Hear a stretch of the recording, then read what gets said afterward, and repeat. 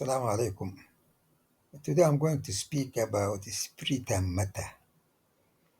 Some people think that man future lies in a kind of political, economical socialism, which combines the good in communism and the good in capitalism.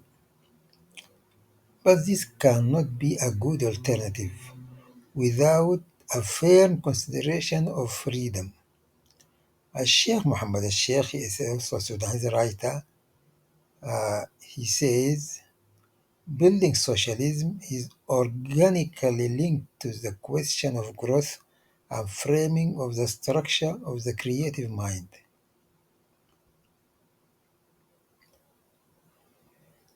No true creativity, quotation end there, but I say no true creativity without true freedom. It is a building that must be based on a new rule of dual idealism that combines spirit and matter, where the infrastructure of matter resulted from a kind of superstructure of spirit and thought, which in turn produces a new consciousness. There is a consciousness behind matter. This is very important. We want to set the stage for a new scientific philosophical view of the world that combines the spiritual dimension with the physical dimension of existence. Thus, we achieve a vision of complete dialectic, a dialectic of the unseen, man, and nature. This is what Haj Hamid has said. Anyhow, I say it is a physical and metaphysical philosophy based on the spirituality of existence in its essence, and in which thought takes the position of guardianship actually, and supremacy over matter, and knowledge takes place through a third principle which is in accordance with the knowing mind and the known nature, as an example.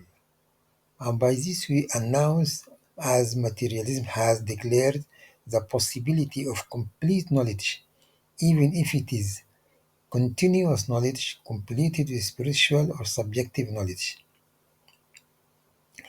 In order to avoid the linear model in understanding the development of history, we acknowledge that human history progress in its entirety, but in its details there are regressions as well as progress.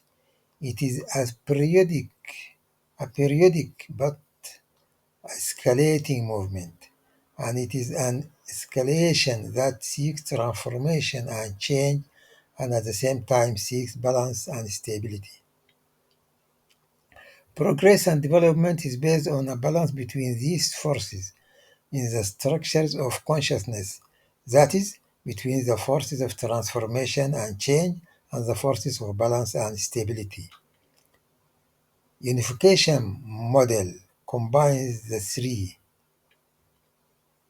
linear, cyclic, and structural models that depend on balance and stability as the primary goal for the structure.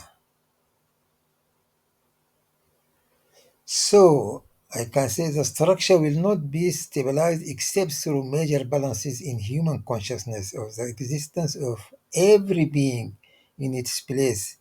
Here we refer to the sacred narration of Satan, the angels, and man.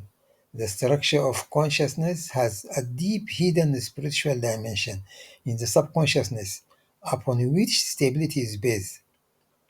Also, here, as Sheikh said, the Sudanese writer, every model at best sees part of the truth because the movement of human history is more sophisticated than it has been seen for historical materialism.